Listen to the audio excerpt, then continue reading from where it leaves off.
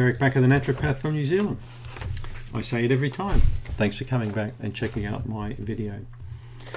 So this video relates both to men and women. Okay, there'll be a lot of slant on women's stuff, but there's also slant on men's stuff. So it doesn't matter if you're man, woman, or in between. This is going to be good for anyone, all right? So this video is entitled "The 6 Key Reasons Why Your Candida Keeps Coming Back." Now, for a woman, it'll be vaginal yeast infection. For a guy, it could be a groin, like a jock itch, something like that. For another person, it may be toenail fungus.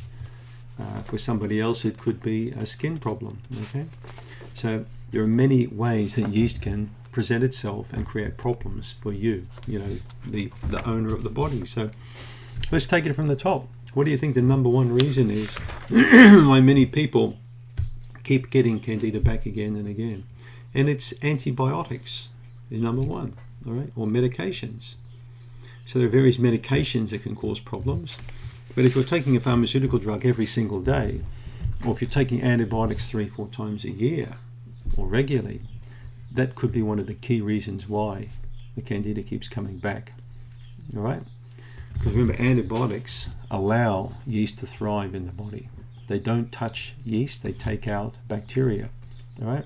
Now that causes multiple problems for you, because it means also you're going to reduce the benefits of the beneficial bacteria, which also produce their own antibiotics. Okay, so instead of the doctor allowing your gut bacteria to create antibiotics to help fight infections, they give you drugs that actually wipe out the good guys.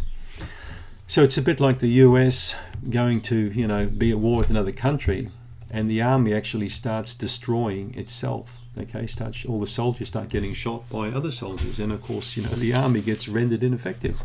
So, and it's the same with your gut. So antibiotics, in my mind, would be one of the top reasons why people's digestive systems never function well. But that antibiotics could also be in the chicken meat that you're eating. Because in Australia and New Zealand, if you buy commercial poultry, you can get anywhere up to 9 or 10 different types of antibiotics in food, in the poultry. That's why I always tell people, don't eat that stuff, get free range. Okay? Now cattle also get antibiotics in the States, I believe. So these could be other reasons why you keep getting it. So this is why I'm always trying to get people to eat clean food. All right. The second one is too much sugar. Now in this case, it could be high fructose corn syrup. It could be aspartame. It could be artificial sugars.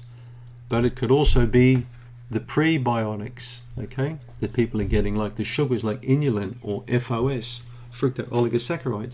Now I know that some people take lots of this stuff in, and that can also keep a yeast infection going. So just be careful, all right? We're talking loads and loads of prebiotics, like tablespoons of the powder that people buy and sprinkle on their food. Not a good idea. But sugar is found probably in about 70-80% of most foods in the supermarket now.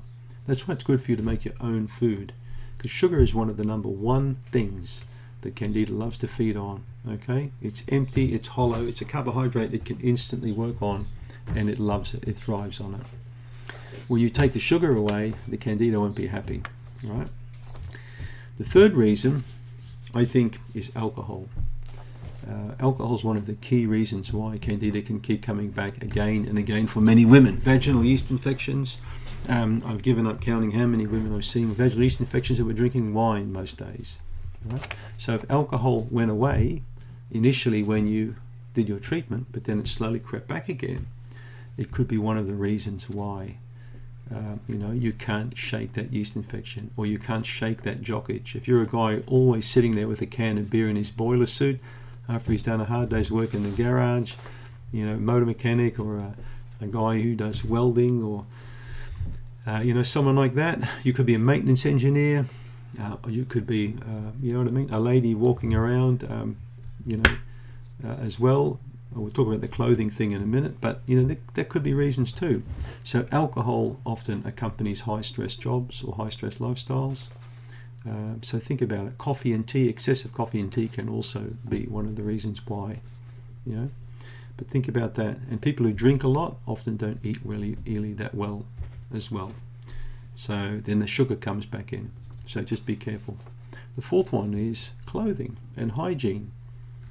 I've mentioned about women before. So, for example, wearing workout gear well past the workout, that whole perineal area just gets moist and the perfect environment for yeast to thrive. On top of that, you might have had a glass of wine the day before, or you might have had a cookie or a Dunkin' Donut with sugar in it. So now you can see 2 or 3 of these points working together to keep that yeast infection going. Right?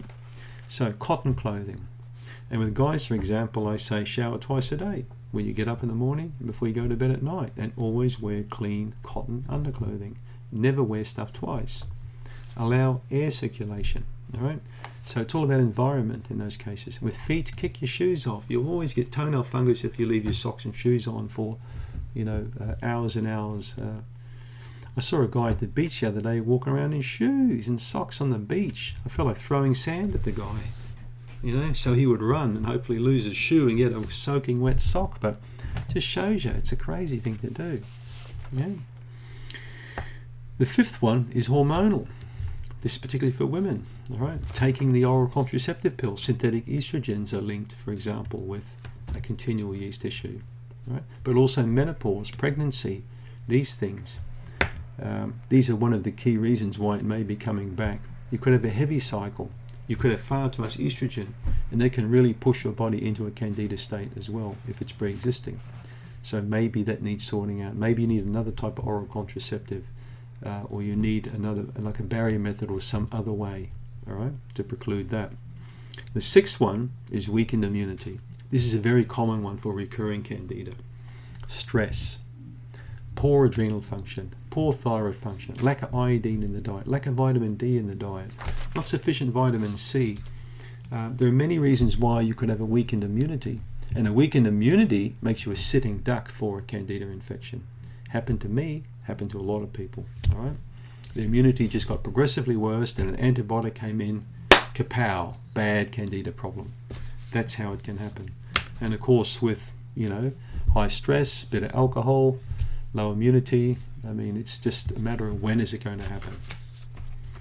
So those are 6 points, just brief 6 pointers, which I feel are some of the 6 key reasons why many people have a recurring yeast infection. Medications like antibiotics, too much sugar, okay, or in the case if you're not eating sugar, far too much honey or far too much dried fruit if you're a vegan, for example. Now remember, every time you put that sweet thing in your mouth, you're going to just stimulate that a bit more, right, that pathway.